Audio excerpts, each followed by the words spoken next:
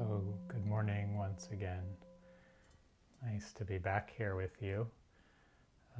You probably noticed there's a different background here. After my talk yesterday, I thought I would share my practice space, my altar with you. You can see I've got the Buddha Rupa and some pictures of my first teacher there, Anagarika Munindraji. So, just wanted to share that after this whole month of spending mornings together. So before we move into our Q&A, just one announcement, which is that tomorrow morning at the same time and this same Zoom link, Caroline and I will have a closing session. We'll do a little teaching and have some more Q&A and then chanting at the end. So if you'd like to join us, feel free. I put the link there in the chat. And for our time this morning, it's quite open. What's on your mind? What's been coming up for you in your practice or your life as practice that you would like to explore together?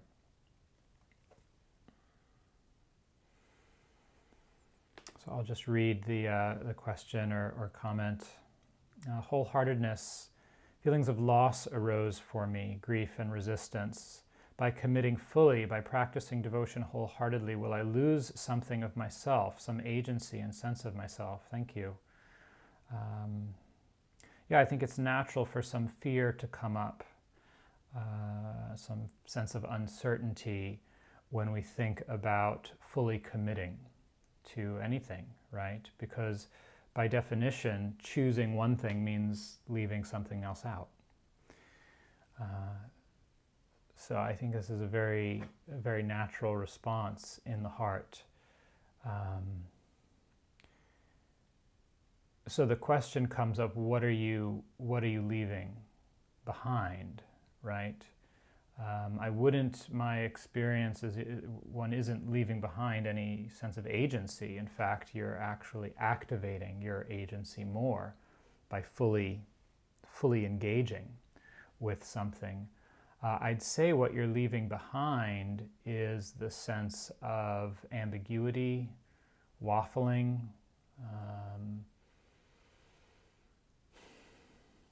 a kind of,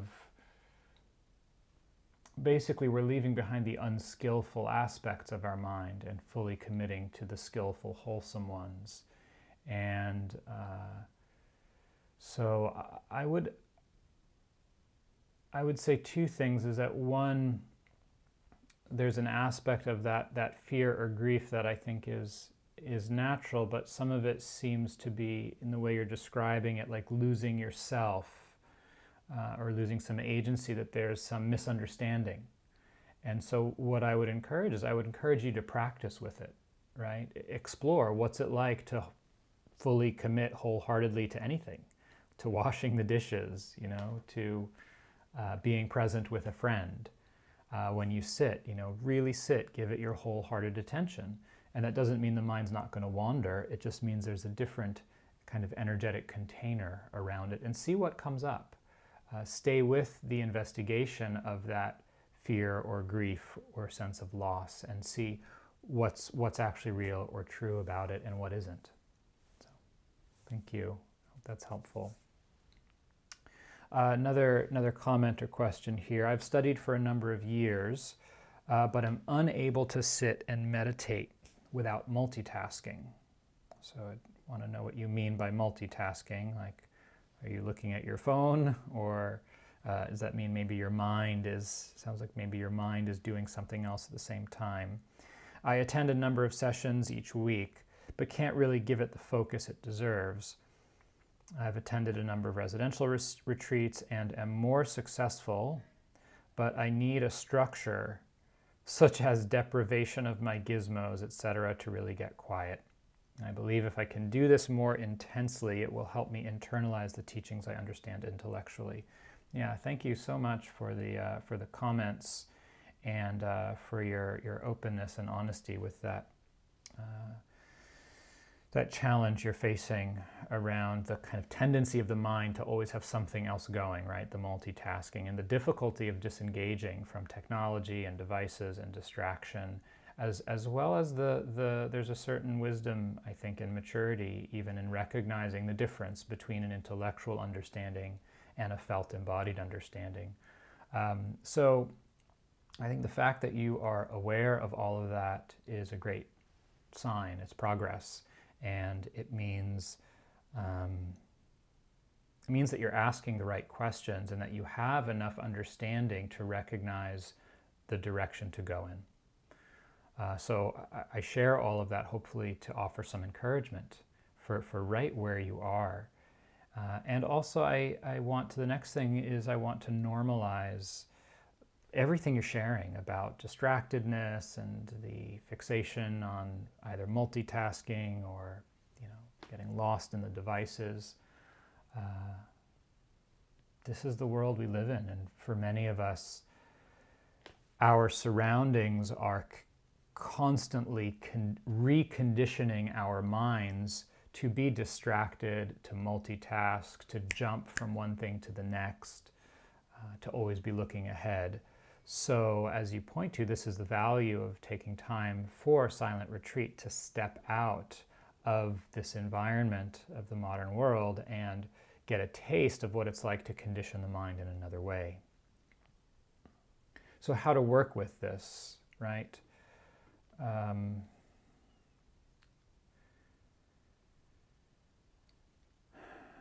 Maybe a few things. So one is the reminder, right, that there's this paradox in the practice. On the one hand, whatever's happening is the practice. There's no other experience we are supposed to be having.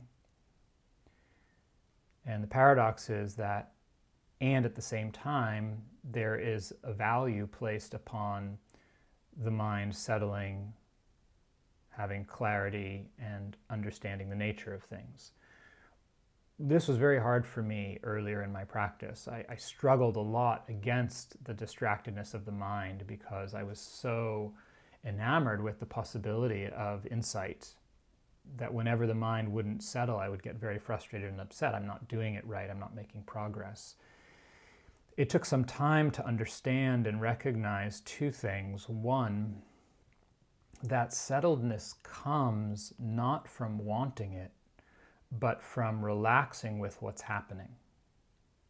It's again like that image of a glass of apple juice that Thich Nhat Hanh uses filled with pulp, and you just rest it, you just put it down on the counter, and then the pulp settles. So our mind is like that. It's stirred up with all kinds of distractions and energies, and we just want to hold a space, hold a container of presence and warmth and interest, and let it settle on its own.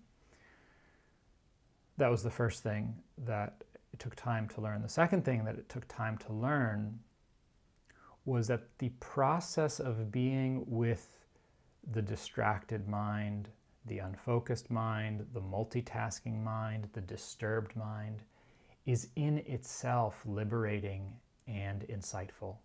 There's so much to be learned from being with the ordinary madness of your own mind. Because let's say you had a propensity for concentration. You could put everything down and sit and drop into states of deep stillness and clarity. Great, wonderful. Is that how you're spending most of your life? Probably not. Most of our life is spent dealing with the ordinary mundane tasks of living and having conversations and getting things done. That's really what we need to practice, being present and kind and patient and honest and generous and compassionate with. And there is no shortage of opportunity to do that. So, practically speaking, I would say, one, try to shift your view and your expectation. Look to the part of your mind that's judging your experience and practice and saying, it's not good enough, I'm not doing it right, it should be different, and question that.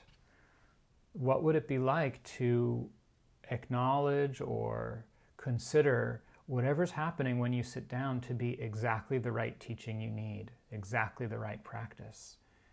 And so that's one. Two, bringing a tremendous amount of kindness and forgiveness to our practice. So the multitasking, the distractedness, you say you're going to sit for half an hour and after 10 minutes you're on your phone. Just keep forgiving.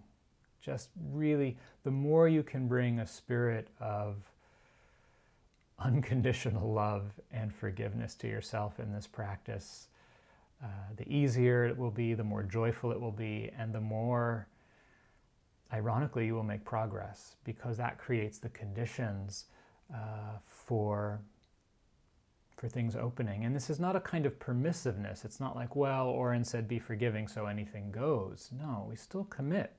We still make an effort. But we recognize that what happens next isn't up to us. This is all of this is very important, what I'm sharing in terms of having the right approach. Remember that the path begins with right view and right intention. These first two factors of the Noble Eightfold Path that are about wisdom. So we need to set things up in the proper way. Otherwise, everything else is off. So work to internalize and integrate what I've shared so far. Then, and only then, you can begin to work very gently, patiently, and diligently with the distractedness in your own mind. Coaxing, encouraging, inviting, some more settling. And you work slowly. So if you're finding you can only sit for 10 minutes, stretch it to 12. And bear with the restlessness of those last 2 minutes. If you're sitting for 20 minutes, stretch it to 25. If you can only be with one in-breath, try to be with the next out-breath. So work within the range of what's just where you are, with a spirit of friendliness. There's a quote from Ajahn Sumedho that I think is a transliteration or rendering of something from the early texts. It's make an effort joyfully. It's that sense that the energy and effort we put into this practice is not meant to be this heavy thing, but a joyful effort. It's like if you're going to cook a beautiful meal for your loved one, and it's a lot of work, but there's joy in it because you're doing it because you love the person and you want to give them something. It's that same sense of joy in the practice. So I hope some of this is helpful in giving you some guidance there.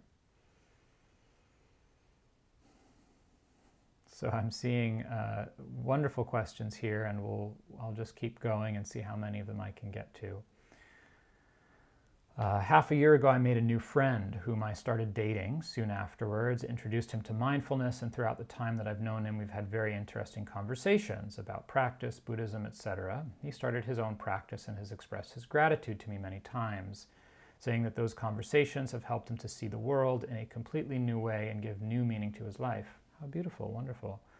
He also says this is the first time he's communicated feelings this honestly in a relationship. Okay, I like where this is going. I'm not sure what's coming. I'm very happy that I've been able to contribute to his life in this way. But I'm also a little bit worried about taking on the role of, quote, teacher in this relationship, particularly because I used to have a strong tendency to think I know what's best for other people, and that tendency still sometimes manifests itself. Any tips for keeping a healthy balance in this situation? Great. Yeah, absolutely. Don't become his teacher. I think your intuition is 100% accurate. I would agree with that. Yeah, there's a difference between being a good friend and placing oneself above another. Recognize that tendency to compare ourselves, to say I'm the same as, I'm on equal footing, I'm better, I'm worse than, is a deeply rooted tendency in the mind. In the Dharma, it's called manas. Conceit is how it's translated, but it's the sense of conceiving of a person and then comparing. And this particular tendency is said to not be uprooted until the final stage of awakening. So it's going to be around for a while for most of us. The practice is one of just seeing it, observing it, becoming aware of it when it arises.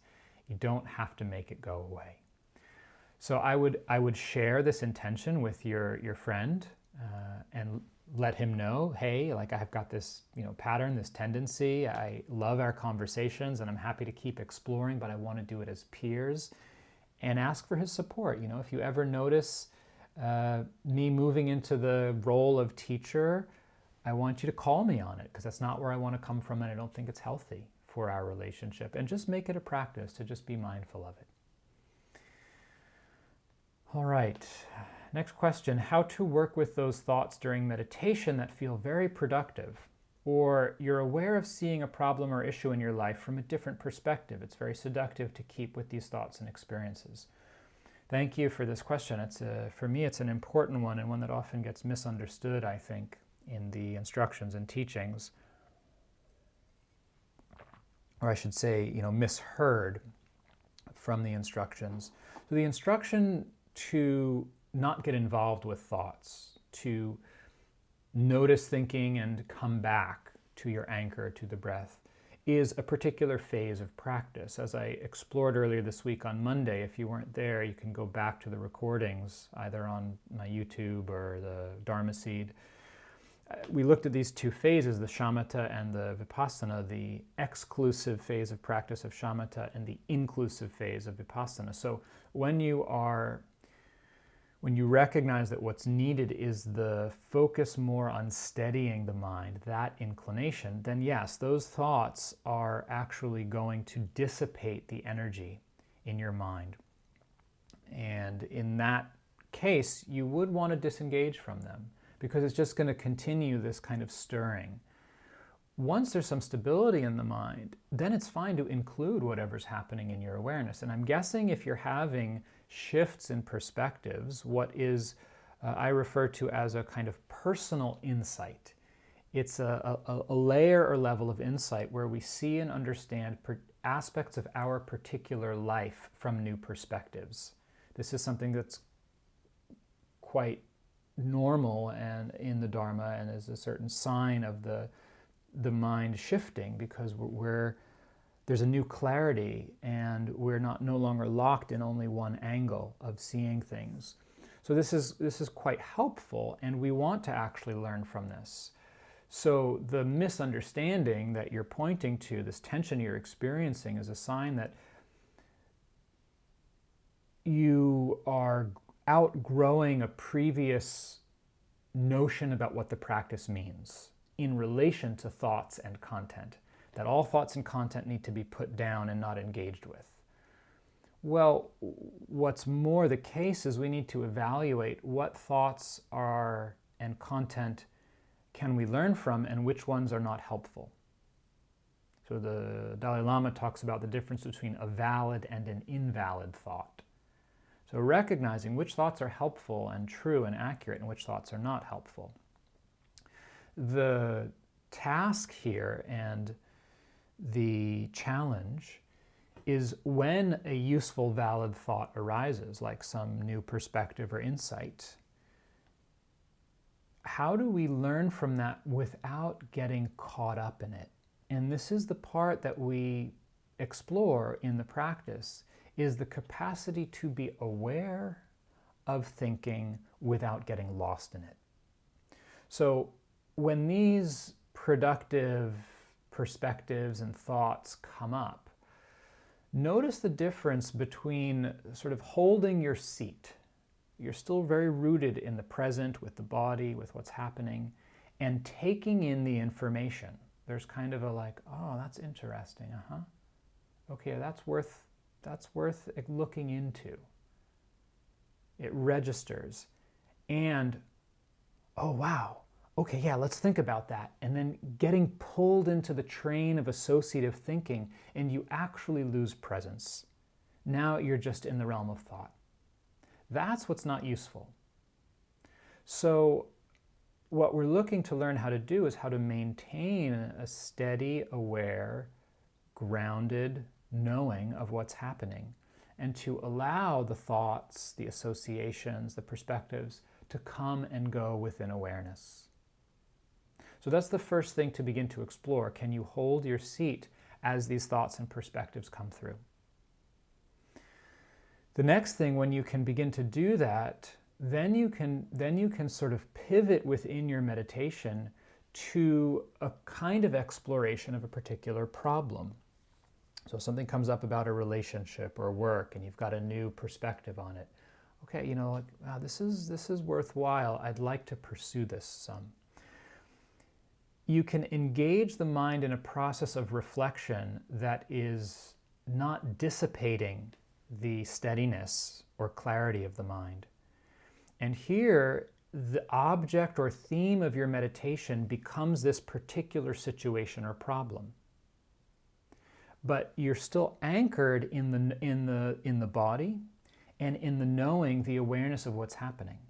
And then you just kind of step back and allow the mind to associations or thoughts or perspectives to come, and holding a frame of steady awareness. And this is the process of using the practice to explore some particular content or question or area of our life, which can be very helpful. But it requires a certain finesse in being able to keep the mind engaged with presence without getting lost in the content. So this should be enough for you to explore there. I hope that's helpful. Question about Dark Night of the Soul. In reading about it, I realized that's me for 5+ years now, as much as I try to find a different way of being through meditation and Dharma. Oof, yes, what resources would you suggest to move out of this awful space? Yeah, there are these periods we go through of a real kind of crucible in the heart with a lot of, can be pain, confusion, feeling stuck, a kind of heaviness. It can be very hard. So if you're not finding that the meditation and the practice are shifting the conditions in your mind sufficiently to bring about some resolution or, metabolizing of this state, then I think your impulse to turn towards other resources is quite healthy and wise. I would explore. So personally, I've found things like somatic experiencing, which is a form of therapy and healing based in nervous system process, focused on healing trauma, which most of us alive today have some form of trauma that we've lived through, but also very valuable just in basic psychotherapeutic healing and emotional healing. You could look into somatic experiencing. There's another form of therapy called Hakomi, Hakomi, that's mindfulness-based. It's quite good. Dance, expressive arts. Essentially, you're wanting to, begin to move the energy in your body. So look at what can you do that puts your body and mind in different spaces, different experiences than you're currently having. And then 2, I think you want to work with someone in a healing relationship who can begin to explore this terrain and guide you through it. I hope that's helpful. Any advice for unusually powerful and intrusive worry that I cannot make peace with? I try acceptance and can succeed for about 5 minutes. Then it's back again. I try peacefully coexisting with it. But any peaceful feelings also pass in about 5 minutes. Thank you for the question. Well, first thing is that's amazing that you can have some acceptance for 5 minutes and have some peace for 5 minutes. That's huge, particularly if this worry is as powerful and intrusive as you describe. I mean, that's a huge accomplishment to be able to have some measure of acceptance for that long or be able to put it down. I think there's something there to build on. The problem we have as human beings with our emotions is that we resist the unpleasant ones. We don't like them and try to control them. We don't know how to be with them. It's not the feeling itself that's the issue. That's uncomfortable, it's unpleasant, but it's our lack of skill and capacity in being able to be with our feelings in a balanced and easeful way. So notice that you want the worry to go away. See if you can begin to notice the difference between this worry this anxiety, and the reaction to it that says, I don't like this, make it stop, is quite natural response. We don't like unpleasant experiences. This is hardwired in us. But it's that pulling away or resisting or tightening that actually feeds the worry, that deepens it, that gives it energy. You've probably noticed when you are able to accept it, it begins to subside. So in some sense, what you're working with is a really potent teacher for understanding the mechanism of suffering. Because you have an experience that is powerful enough that it's giving you instant feedback. I remember one relationship breakup I had that was quite shattering. And the suffering was really, the heartbreak was just really strong. And it was so clear anytime my mind went towards thinking about this person, missing them, wondering about the relationship, the pain was instant and intense. So with the worry that you're dealing with, what's it like to begin to orient around this experience of emotion as a teacher? And you can begin to observe the Four Noble Truths right there from moment to moment in your own experience. So some worry arises. I haven't said this yet, but I want to make sure it's clear. Like, this is entirely natural and normal, particularly for the times that we're living in right now with all of the public health crisis, the economic uncertainty, the uncertainty about the future. I mean, there is so much to worry about. It's real. And yet worrying doesn't help, right? We recognize that. So we can learn from that experience. Every time the worry comes up, this is suffering. This is the First Noble Truth. The injunction of the First Noble Truth is to know suffering, to understand suffering, rather than to fix it, to make it go away, to resolve it. But how do we understand something? We have to come close to it. We have to be willing to encounter it. So, okay, there's some oppressive worry. This is dukkha. This is what the Buddha was talking about. Human beings suffer. Okay, how can I learn from this? So we come close to it. And then what's the cause? What's this arising from? What's feeding this? Well, the mind was thinking about this. Oh, there's this sensation in my body that I'm reacting to. So you begin to study what's driving this. Where is the thing that's keeping it going? Not in an intellectual way, but in the felt sense. Just listen, feel, sense. How is this happening? Where is the worry in my body? And then how am I relating to it? And then observe from moment to moment the arising of the worry and any of its dissipation. And how does the heart attach, control, resist? Look for that force of tanha, craving. This is what's feeding the cycle of anxiety and worry. It's that energy of relating to it without clear understanding of the nature of this emotion. The nature of this emotion is to change. It's not in our control. It's not personal. When that wisdom and understanding is present, we no longer have the hubris to try to control it.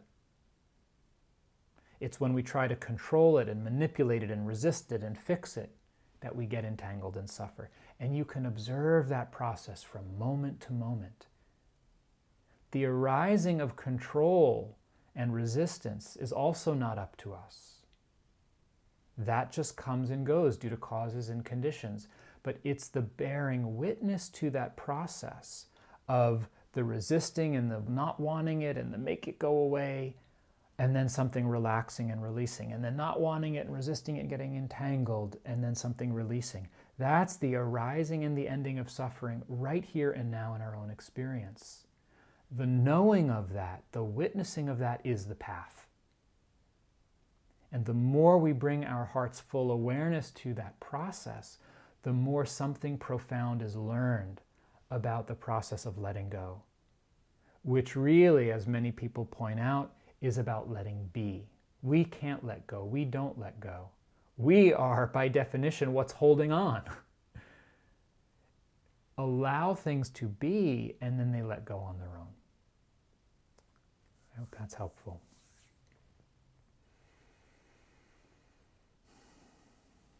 These are great questions, everyone. So this will probably be the last one. And I would say, there's a few more here in the chat. I invite you to come back tomorrow. Same time, Caroline and I will be having a closing session. I'll offer some reflections. We'll do a Q&A, and then Caroline will offer a closing. And again, I'll put the link back here in the chat. It's the same as the link for today. There you go. All right, last one here. When I'm afraid, and I'm afraid a lot lately, my mind's natural inclination is to try to control, order, organize. Okay, I'm responsible for people in my household. I know that trust and letting go are the next step. It feels very frightening. Once I take the leap, things often go better, but the leap is terrifying. Do you have practice suggestions to help me get off the ledge? Okay, I think that my last response to the other question probably speaks to you. So I'm just going to leave that one there. Yeah, any recommendations for other available online options to carry us through these times? Absolutely. So the Insight Meditation Society, they're taking their programs online, and this offering that I've been doing and Caroline has been doing this month has been sponsored by the Insight Meditation Society freely. And so they have a program right now happening with Joseph and Sharon, the two of the founders of the Insight Meditation Society, and other programs. So I would check out the Insight Meditation Society's webpage for other online offerings. I will be teaching a 5-day loving kindness retreat with Sharon Salzberg and two of our other colleagues that starts in 2 weeks. That's another way if you want to stay in touch. There's also on my website, there's a page of resources. I think it's linked at the top in the resources bar for COVID-19. And on that page are a whole bunch of links to free online offerings that are happening every day, every week. Another one, I'll just mention a couple more here, the 10% Happier app. They have a session every day at, I think it's 3 p.m. East Coast time, 20 minutes. It's a short meditation and a Q&A. So go to that resources page on my website, and there's a whole list of things happening.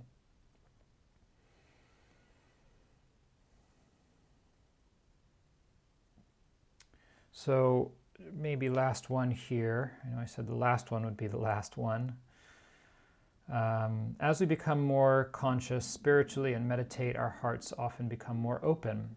I have noticed that many I know in this position are suffering deeply as they witness our current situation. Can you comment? Thank you.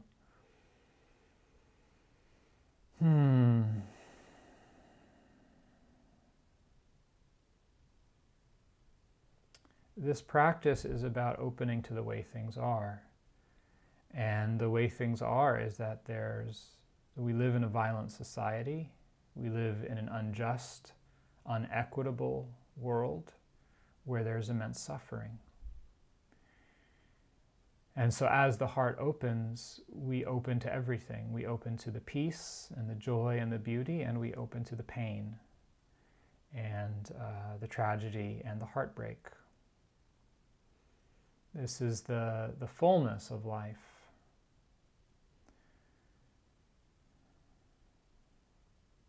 It's the qualities of compassion and equanimity that allow us to bear witness to the suffering without being crushed. And qualities of compassion and equanimity. And equanimity is rooted in wisdom and understanding.